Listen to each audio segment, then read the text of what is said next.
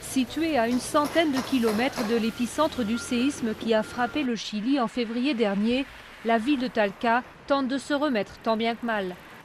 40 km plus à l'est, le barrage de Colbún-Machicura, qui fournit à lui seul 9% de l'électricité du pays, n'aurait quant à lui subi aucun dommage selon la direction.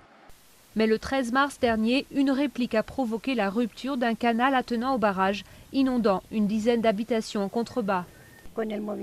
J'ai été réveillée par des secousses.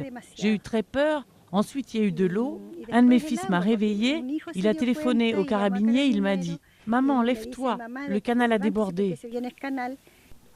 Depuis des années, les écologistes dénoncent les risques de catastrophes auxquels sont exposées les populations riveraines. Ce qui s'est passé au canal du barrage de Colbún démontre que ces maisons ont été inondées sans aucune alerte préalable, sans que cela soit rapporté à temps.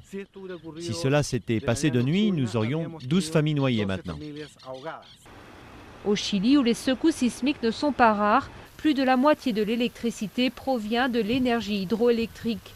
Pour certains, ce choix du tout barrage risque de mener à des coupures d'alimentation à échelle nationale. En attendant, dans le sud du pays, 5 nouveaux méga-barrages sont programmés. 25% de l'énergie électrique requise va être acheminée par un réseau unique. En cas de séisme, si cela casse, il n'y a pas de quoi la remplacer. On va être dans le noir dans tout le pays.